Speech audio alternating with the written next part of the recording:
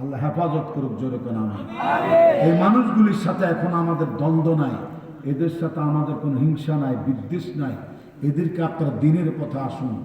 আল্লাহর কসম, একদিন তারাও যদি আপনাদের মতো আমার মতো ওলামায়ে কেরামের মতো বুঝে, এদের মাধ্যমে বাংলাদেশে দিন প্রতিষ্ঠিত হয়ে যেতে পারে।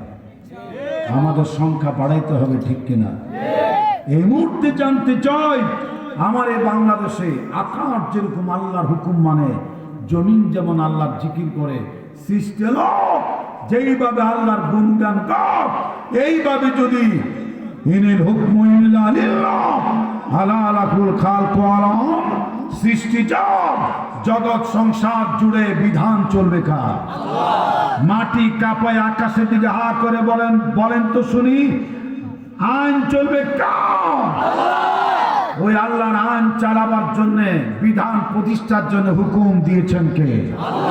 আমার আল্লাহ বলেছেন, ও তাবলীগের ভাইয়েরা, ও জামাতের ভাইয়েরা, শিবিরের ভাইয়েরা, আওয়ামী লীগের ভাইয়েরা, বিএনপি ছাত্র দলের ভাইয়েরা, সবাইকে বলি, পীর মাশায়েখ, কৃষক, শ্রমিক, শ্রেণী পেশার মানুষ, আল্লাহ কি বলেছেন শোনেন। আপনার আল্লাহর কথার প্রতি শ্রদ্ধা নিবেদন হবে। আল্লাহ বলেছেন, কাতিলুহুম কাতিলুহুম হাত্তা লা তাকুনা ফিতনাতু ওয়া ইয়াকুনা আদ-দীনু কুল্লুহু লিল্লাহ। সংগ্রাম করো, লড়াই করো, সে পর্যন্ত যতক্ষণ আল্লাহর জমিন থেকে সকল বাতিল মতাদর্শের অবসান না ঘটে, তদস্থলে আল্লাহর দ্বীন সুচারুভাবে সুপ্রতিষ্ঠিত না হয়, ততদিন পর্যন্ত সংগ্রাম করো, লড়াই করো। আওয়াজ তুলেছেন কে? বিধান দিয়েছেন কে? হুকুম জারি করেছেন কে? যদি আমরা তা করার জন্য প্রস্তুতি নিই, তাহলে আমাদেরকে গর্জে উঠে ময়দানে হুঙ্কার দিয়ে নামতে হবে, কি হবে না? প্রয়োজনে খালিদ বিন ওয়ালিদের মতো, তারেক মুসা খান জাহালালের মতো, শাহজালাল, শাহ মাকদুম, সালাউদ্দিন আইয়ুবী, জামালউদ্দিন আফগানি, ফকির মজদুসা, শহীদ তিতুমির তথা বিশ্বকবি কাজী নজরুল ইসলামের মতো তোমাকে আমাকে হায়দারে হুঙ্কার হাঁকতে হবে। কবি কণ্ঠের মতো আমাকে আপনাকে বলতে হবে, বিদ্রোহী আমি রণক্লান্ত, মহাবিদ্রোহী আমি রণক্লান্ত, আমি সেই দিন হব শান্ত, যবে যবে উৎপীড়িতের ক্রন্দন রোল আকাশে বাতাসে ধ্বনিবে না, অত্যাচারের খণ্ড কৃপান ভীম রণভূমির নেবে না। কারণ আমি তো মুসলিম, আমি তো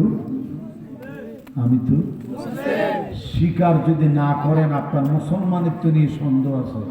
আমি তো ডানে বাম, আমি তো উপর নিচে, আমি তো কবরে হাসরে, আমি তো মুসলিম। আমি মুসলিম, আমি সংগ্রামী, আমি চিরনবীর, আল্লাহ কি ছাড়া কাউকে মানি না। নারায়ে তাকবীর।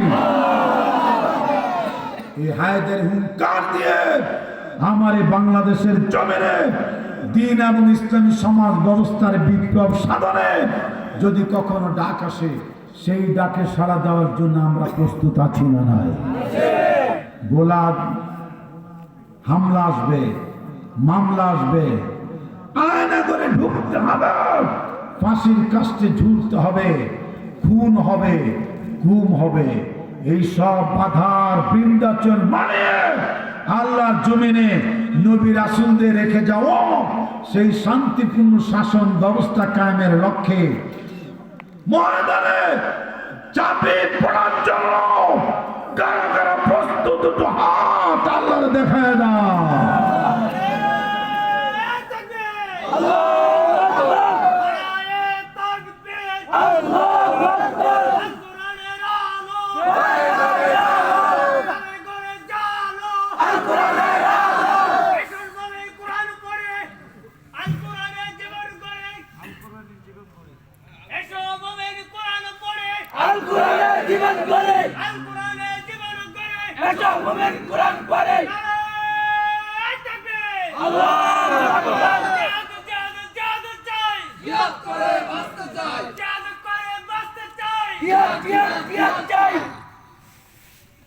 আল্লাহ এই স্লোগানের আলোকে আমাদের জীবন গড়ার তৌফিক দান করুন। প্রত্যেকটা স্লোগান হচ্ছে আল্লাহ রাসূলের সাহাবীদের স্লোগান। জোরে করে আলহামদুলিল্লাহ।